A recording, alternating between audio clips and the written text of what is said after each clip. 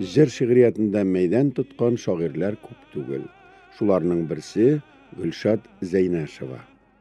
Ул 50 ел дәвамында шушы мәйданны тотып килде. Гөлшат апаның иҗатына килгәндә, аның иҗаты бик зур, бик улуг.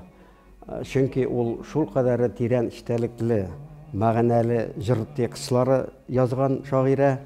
Күп текстлар язды, күп җырларга 100дән артык җыр текстлары аныкы. Һәм аның җыр текстлары бик таләпчән композиторларга ошады. Зур композиторларыбыз Рөстәм Яхин, Җәүдәт Фәйзи, Мансур Музаффаров, Александр Кульчуров. Бу җырларны иң яхшы, иң легендар җырчыларыбыз башкарды. Илһам Шакировның, Хайдар Бегишевның, Фарида Кудашеваның эстафетасын хәзер күтәреп алды безнең яшь җырчыбыз Фирүз Каһиров. Аның беренче китабы 1958 елда "Тыңларсыңмы җырымны" дип аталган зур булмаган китабы чыкты. Аннан соң инде Гөлшат Зәйнәшева 25ләп китап чыгарды басып. Үзе вафат булгач та әле 2 китап чыкты. Иң уңышлы аның җырлары, җыр текстлары миллионлы тираж белән җырлар китабында чыгып килде. Ул китапларның тиражлары, алар бөтенесе таралып бетә иде. 91 елда Габдулла Тукай исемендәге дәүләт бүләген 50 җыр дигән китапка хөкүмәтебез тапшырды.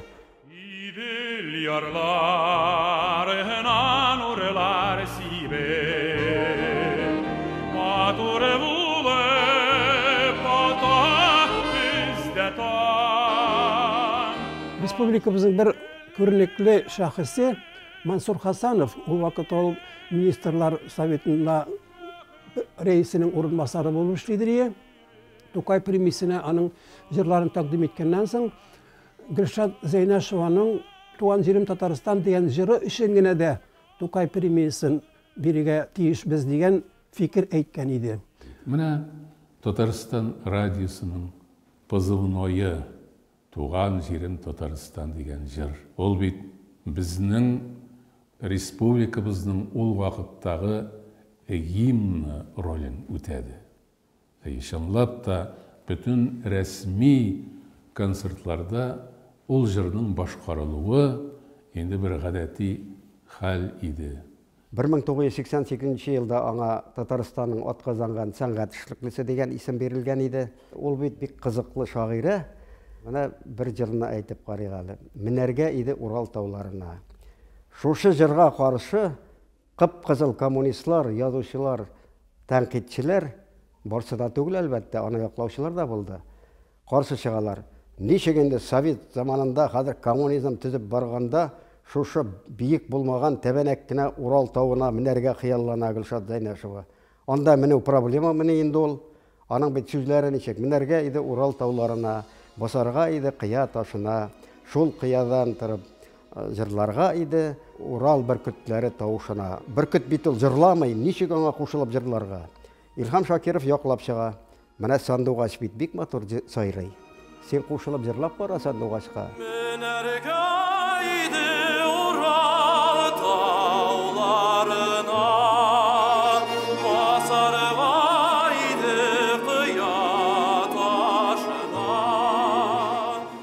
Мансур Музаффаров язган була көйне, Гөлшат апа бара Музаффаровка. Менә мине бик нык тәнкыйть итәләр. Әллә бу җырымнан ваз кичем микән? Мансур Музаффаров әйтә, җыр популяр, халык яратып җырлый, җырчылар җырлый. Игътибар итмә. Шушы бер җыр өчен генә дә хурлап сөйләүләр, матбугат битләрендә төрлечә кимсетеп язулар 15 елга сузыла. Татарстан язучылар берлегенең шигърият секциясе үзенең бер утырышында Гөлшат Зәйнәшеваның иҗатын тикшерә. Менә шагыйрәнең шул утырышта рәислек иткән Илдар Юзеевка язган хаты. Илдар, тикшерү оештыруың өчен рәхмәт. Катнашкан иптәшләргә дә рәхмәт. Укыр-укымас килеш ашык-пошык сөйләшү булса да. Мин кайбер иптәшләрнең кешелекле чыгышларыннан акыллы киңәшләрен кабул иттем. Җыр сүзен күп кабатлауны, эпитетлар куллануны, халык җырларына ошаган җырларны бетерермен. Мондый замечаниялар өчен рәхмәт. Ләкин Нәби Дәүли Зия Мансур минем бүтән язганнарыма күсәк белән силтәнүләре өчен җылап җибәрүемә ачуланмагыз. Андый күсәккә Салих Баттал башы да сығылып төшәр иде. Ирләрчә нык җилкәле идем, түзеп булмады. Димәк, түзәрлек булмаган. Соңгы сүземне әйтә алмый, сытылып калуым өчен уялам. 26 март 1965 ел. Аннан соң тагын Кояш гомере дигән әниләргә багышланган шигырендә ул әниләргә балалар исеменнән Кояш гомере телим мин әнием сиңа дигән аның юллары бар ул шигырьдә. Менә бәйләнәләр тәнкыйтьчеләр. Халыкта Кояш гомере дигән сүз юк. Халыкта булмаган сүзне җырга кертмиләр. Ник керттең? Кояш гомере булмый. Менә шул җыр бик популяр булып китә бит. Аны балалар җырлый башта, аннан соң улылар да, өлкәннәр дә җырлый. Кояш, кояш, мәңге балкый, мәңге нур сибә. Кояш гомере телим мин әнием сиңа. Сара Садикова турында ул бик матур альбом чыгарды 2002 елда. Шул китапка ул исемне куя Калфаклы сандугач дип. Менә нәшриятта китап чыгаручылар бәйләнә. Сандугач Калфаклы булмый. Юк, куймыйбыз мондый исем. Чыннан да Сара Садикова бит ул һәр вакыт калфак киеп җирде. Бик матур сандугач кебек җырлый иде, ул бит опера җырчысы. Ни өчен Сара Садикованы телгә алдым? Гөлшат апа аның белән гомер буе дустана яшәделәр. Иҗади дуслык булды аларның. Гел бергә. Гөлшат апа сүзләрен яза, Сара апа музыкасын яза. Ул барыннан да элек шагыйрә һәм җырчы шагыйрә. Шул соңыннан сөйләүчеләр дә булды. Менә бездә Гөлшат апа Зәйнәшеваның иҗаты шактый тар бит аның, җыр өлкәсендә генә эшли. Менә ул шундый зур дәрәҗәләргә лаек булды. Җыр халыкның рухи дөньясы. Рухы ул. Һәм инде халык хисләренә, халык фикерләренә, аның рухына бәрабәр килерлек җырлар иҗат иткән шагыйрь, әлбәттә ул талантлы шагыйрь. Без аның белән бик дуслар ягыймы. Мин әйткәнне һәр вакыт аңлап, ничек булса да менә фәлән темага шигырь язарга кирәк, җырларга кирәк. Биган тиз генә эшләргә тырышалар дип тизеле. Байтак кына сүзләрдә килер чыкты бугай инде.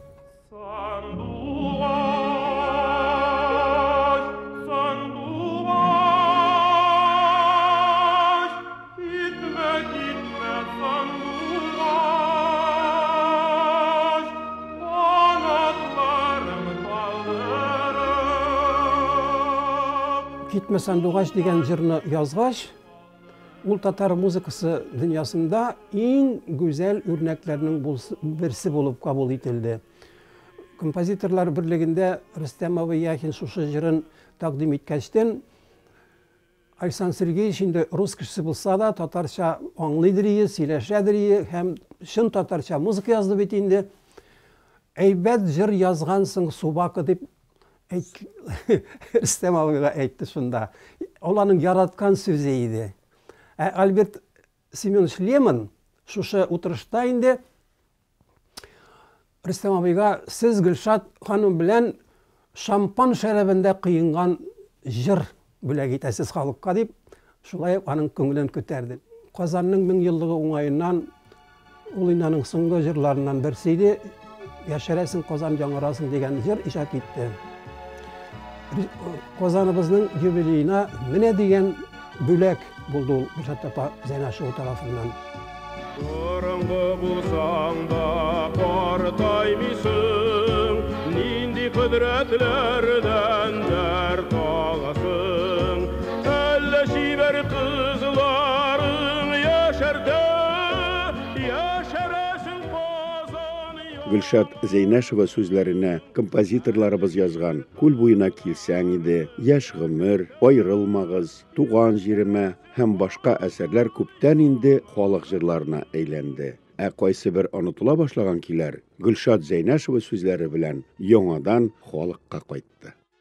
Мәҗгъдәр белән аның иҗатына багышланган концертлар булды. Анда әлбәттә Гөлшат апа инде. Гөлшат апа алып баручы, Әхмәт Кәримов баянда уйный, Bir zaman Ахмет әкрен генә баянда уйнап, җырлап утыра. Мен әйтәм, кара нинди матур җыр, Ахмет. Мен әйтәм, бу нинди җыр бу? Бу Гөлшат апа сүзләренә ди, иртәдә генә торам, юлга чыгам дигән исем белән исемләнә инде. Менә шушы җыр бу ди. Кара, мен әйтәм, Ахмет, синең тавышың да матур икән, син аны җырламыйсыңмы? Миңгол мен җырламыйм аны. Менә сез җырласагыз, әйбәт булыр иде. Гөлшат апа бер куплет эшләде, минем блокнотка язып куйды. Миңгол, мен сиңа багышлыйм диде. Иртәдә генә торам, юлга чыгам, курай кисеп алам камыштан. Нигә моңлы син дип сорамагыз, моңлы бала булдым тумыштан. Шулай ул радиога язылды, истәлек булып калды. Бір вақытны миңа шалтырата Әлфия Абзалова. Ул Кукмарада концерт қойған. Концерттан соң Кукмараның район башлығы ул вақытта райкомның бірінші секретары деп ертелер бит инде. Рим Зарипов деген хезмәт геройы иде ул. Халық бик ярата, Кукмарага келесің. Икенче килгәнеңдә Кукмара турында җыр яздырып алып килеп җырлады безгә дигән. Әлфия үзенең ахират дусты бит инде Гөлшат Зайнашева, Гөлшатка тәкъдим иткән. Менә сүзләрен яз әле. Гөлшат сүзләрен язган, миңа шалтыратып әйттеләр. Менә син консерваториядә укыганда гел Пермьнән Казанга йөрдең поезд белән Кукмарадан. Onun keyin sin yazarga tiyеш Кукмараны белгәч дип тәкъдим иттеләр дә икесе Гөлшат белән. Яздым кейне, шалтыратып әйттем. Килделәр алар Гөлшат белән Әлфия икесе дә. Беренче җырны тыңлап карагач, Гөлшат шатып бетермәде. Мондыйдан да җыр буламыни диде. Әлфия шунда шатып алды. Җырларга җайлы, дәртле җыр бу, мин программаңа аламмыни диде инде. Шулай итеп җыр язылды, Әлфия концертында җырлады. Әлфиянең концертында булган Зөһрә Шәрифуллина, танылган җырчыбыз инде. Ул җырны отып алганда, өйрәнеп тә алган, гастрольләргә чыгып та киткән. Әлфияны очрашсак, Әлфия әйтә: "Кара әле, минем заказ буенча язылган җырны алып чыгып киткән бит бу Урта Азияга ди. Мин хәзер анда барсам бу җыр белән икенче башкаручы булам инде" дип. Шулай зарланып алды Әлфия. Гөлшат соңыннан кабул итте җырны. Чыннан да бу яңарак булган икән минем өчен, минем колагыма. Шуңа күрә башта аңлап бетермәгәнмен. Рәхмәт дип, бик матур җыр булган бу дип, җыр таралып китте. Артистлар да җырлады, халык та, мәҗлесләрдә дә җырлана. Ул җыр бүгенгә кадәр яши.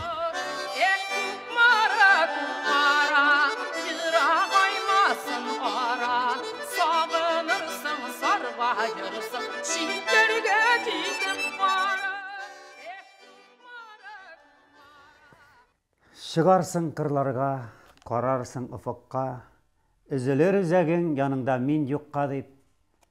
Сен анда мен мында жете алмас хабарлар, тек шушы жыр аша жіберем сәлемнәр деп язылған. Ғажайып матур, менің ойлауымша, ғажайып матур шигыр юллары. Һәм шуңа мен үзім отырып кей яздым. Бұл жіберем сәлемнәр деген жыр болды. Менә шулай бір вакыт Гөлшат апага мәйтәм кірдім қарыманларға, қалдым қараңғыларға деген шигыр юллар тәкъдим иттеләр миңа. Шуның кадәр матур көйдә бар, халык көйдә бар, мин әйтәм. Язып бирегез әле дип шулай мөрәҗәгать иттем дә Гөлшат апа икенче көнне үк шалтырата. Кирдем карыманнарга, калдым караңгыларга, газиз башлар сау булганда, нигә яман суларга дип. Менә шундай җыр тулды, беләсезме? Бик күп җырлар иҗат итеп белән. Бер 15-20 җырлар иҗат иттек. Инициатива килде Җәминнән, мин киләдерим. Ул 5нче катка менеп, ягъни ничексез көн сайын шунда менә сикән дип хайран каладырым. Квартирасы лифтсыз 5нче катта мискеннең. Больница чирләп ятканда, ул килмичә калмыйдыр. Бер килгәндә миңа бер шигырь килде. Менә Шамил Карал менә бу шигырьне Вакытың булса эшләрсең дип. Ул җыр мин бит кара карлыгач дигән. Ул вакытта минем әти дә бик авыру кеше инде, бер аяк белән бер кулы гына эшлидер. Аларның тормышлары күз алдыма килде. Менә шул зур фәлсәфәле җырны мин бер 5 минутта язганмындыр. Ул бик таралды. Мин аны әтигә дә бүләк иттем. Аның текстлары шундый хати. Ул хәзер башка кереп утыра да, шунда ук тудыра музыкасын. Бик үзе шаян килдерәдер шулай, Гөлшапата дип. Минем өчен бик кадерле дә шәхси. Гөлшапата. Безнең Гөлшат Зайнашева.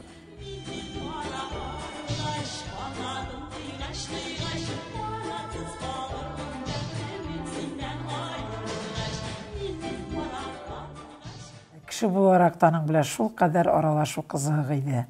Мин әле менә хәтерлим, бер кешелеклеген әйтеп китәсем килә. Минде ай сайын Сарапа Садыковага 1 литр каймак, бер тавык алып барам. Гөлшат, бу бит бик кыйммәттер дип әйтә. Мин әниемә китергән кебек китерәм сезгә, үземнең әнием юк. Без кияү һәм түшәби, ничек дуслар дип шаккатам, озын гомер бәхет теләп, котлый сине Гөлшат апаң. Менә бу билеки генә шигырьдә безнең үзара булган мөнәсәбәт инде бик яхшы чагылган. Хатынның ата-анасын әби, бабай дип әйтәләр. Мин Гөлшат апа дип әйтәм инде, чөнки артистка кешегә, язучы кешегә әби дип әйтеп бик күңелсез булгандыр дип уйлыйм инде үзем. Менә шулай килеп чыкты, ул аңа бик исе китмәйдер, чөнки мин балаларга ярып, безнең балаларны һәр вакыт Гөләни дип йөрттеләр. Без дә инде мине хатын Асия да, мин дә Гөләни дип җибәрә идек инде. Ул аны үзе дә ярата иде. Әйтергә кирәк, минең әти-әниләр белән дә шулай аның мөнәсәбәте бик әйбәт иде инде. Менә безнең балаларны бик карап үстерде. Бигрәк тә инде менә ул Данияны безнең кызны татарча өйрәтергә инде көндә килеп, татарча сөйләшеп. Менә иртәнге сагат 7-дә, әле без торып та өлгермәгән, буранлы вакытта йөгереп килеп җитә иде әле беренче автобуслар белән. Югалган чишмәләр кебек, безнең нәсел язмышы дип язса да, шагыйрәнең нәселе дәвам итә. Аның оныклары Дания белән Камил хукук белгечләре. Алар Гөл әнинең геннары үзләренә тыңгылык бирмәгәндә, иҗат белән дә шөгыльләнәләр. Дания шигырьләр яза, Камилгә проза якынрак. Данияның кызы Рената классик бию серләрен өйрәнә. Безнең гаилә дустыбыз инде Әлфия апа Абзалова. Алар инде менә ничә ел инде. Мин үзем алар белән 40 ел бер Әлфия апаның кызлары белән генә түгел, кызларының кызлары, оныклары белән без бергә шулай үзара мөнәсәбәттә аралашып, дус булып яшибез. Менә Гөлшат инде ул, Гөлшат күңелле иде, шулай үзен әлбәттә аны яратмаган кешеләр дә бар иде. Бу дөньяда һәр бер даирәдә яратмаучылар да бар, җаным, яратучылар да бар. Дөресен генә әйткәндә, куркып торасы көнләшүчеләр дә бар. Мәдәниятка гашыйк булуы, тормышка гашыйк булуы, аның кешеләрне ярата белүе, үзен яратмаган кешеләргә отпор да бирә беләдер ул кирәк булса. Миңа сүз тидертмәде ул. Менә шулай кызык итеп яши беләдер ул. Бакчасында нәрсә үсә, шуны чүпрәктән матур капчыклар тегәдер ул. Юрик кызык булсын өчен, матур булсын өчен. Кагаз пакет касалгач кына телефон белән генә кызык түгел бит. Анда сарымсаклар сала, укроп ырлыклары салып, калдырып китәдер инде. Ул күчтән эшләреңне алдым дип хат язадырым. Энергияле кеше иде. Дуслары аны Гөлшат иде диләр. Тыштан Гөлшат булса да, борчыган нәрсәләр аз булмагандыр. Тик бу турыда без инде әйтә алмыйбыз. Чөнки көндәлекләре сакланмаган диярлек аның. Көндәлек юл язма, истәлекләр язмам дип ант кына әйтмәгән идем. Чөнки көндәлекләрем белән янганым бар. Яшь чакта көндәлекләремне алып укып, комсомол җыелышына куеп, бик каты тәнкыйтьләгәннәр иде. Тәнкыйтьләү дип кенә әйтү дөрес булмас, кыйнаганнар иде. Чөнки көндәлектә тулай торакта урын бирмәүләре турында зарланып язган идем. Сугышта беркемең дә катнашмый, шуңа урын бирелми дип урамда калдырганнар иде. Чынлап та, сугышта беркемең дә катнашмады шул. Мин бит әти-әни кулында үсмәдем. Туган тиешле апам кулында үстем. Төшенке язмалар белән комсомол исеменә тап төшергәнмен. Көндәлекләремне йыртып ташладым да, яңадан гомергә язмаска булдым. Аннары, еллар узгач, ничектер тагын язып киттем. Тагын көндәлек дәфтәрем пәйда булды. Тагын яндым. Кешелек ягыннан Гөлшат бик йомшак күңелле, мөлаем, бик ярдәмчел иде. Кемгә генә булса да, нинди мөмкинлеге бар, берәр кеше мөрәҗәгать итсә, үзе тәкъдим итә үзенең ярдәмен. Гастрольдә йөргәндә аның белән бик җайлы иде. Чөнки бер нәрсә турында бәхәсләшми. Безнең фикерләр бик туры килә иде. Сәхнәдә ничек тотарга, ничек уйнарга, пассажирны ничек игълан итәргә, ул бик матур итеп, бик йомшак тел белән сөйли иде, үзенең шигырьләрен укый иде сәхнәдән. Драматик әсәрләрдән өзекләр уйнарга кирәкме? Шундый ук әзер актрисада булып китә, конференцияда булып китә, төрле яклы сәхнәне бизәп торучы иде ул. Без сәхнәгә чыгып китсәк җырларга Фатима белән, сәхнә артында бәләкәй Әминә кала, Гөлшат Әминәне уята, йоклата, уйната, уенчыклар ясый, үзе ясый уенчыклар. Ятимдә үскән Гөлшат, авылда бит инде хәзерге шикелле пластмасс уенчыклар юк, матур уенчыклар. Кем нәрсәдән тели, кем бәләкәй юрганны төреп ясап куя, яулык ябындырып, кем мендәрдән бәләкәй мендәрдән, кем бүректән. Шул уенчыкларны кичкенә вакытында үзе үк ясап, үзе үк уйнап үскән кыз бит инде Гөлшат. Шуларны ясап, безнең кызны юата, кызга көн сайын яңа уенчык ясалып тора. Нәрсә таба, шуңардан ясап куя. Кыз артыннан йөри, тагын уенчык кирәк дип. Гөлшат апаның бакчасында әлбәттә чәчәкләр күп буладыр. Ул бит инде нечкә күңелле кеше, шагыйрә кеше бит инде. Аның бакчасына килеп керсәң, анда бакча әйләнәсендә чәчәкләр утырадыр. Ап-пак нурга күмеп утыралар иде. Ул үзенчәлекле, нечкә хисле апа иде ул, беләсезме? Мунча яратадыр, аның мунчасы бар иде. Мунчага килү белән ягып җибәрә, иң беренче итеп, энекәш мунча әзер, бар мунчага кер дип, үзенең участогыннан гына хәбәр бирәдер. Авылларда йөрдек без аның белән бер группада. Аннан соң Мәскәүдә бергә чыгыш ясарга туры килде. Гөлшат апа үтүкне булай өскә әйләндереп куеп, кыймак пешерәдер. Гаҗәп менә үзенчә шундый кызык бит инде әйбәтләр, шундый игътибар, ихтирам белән шул кыймакны пешереп безне сыйлый иде ул, безне кунак итә иде. Хәзер Гөлшат апа бик каты сөйләп китте дә больницада. Без Аси белән бергә бардык инде. Бу кызын коридорга чыгарды да, мин әйтә килә әле мондарак. Мин хәзер килдем дә, мен әйтәм, Гөлшат апа, теге яшергән алтыннар, акчаларны кайда икәнен әйтәсең, что ли дип әйткән идем. Бик каты көлеп утырды. Көне буе көлде. Менә шундый шаяртуларны бик ярата иде. Үзе турында чыккан төрле мәзәкләрне анда шулай бит. Аңа күрәсең ирештирәләр, шуларны үзеннән өсти, матурлый, үзе турындагы мәзәкләрне сөйли торган ул.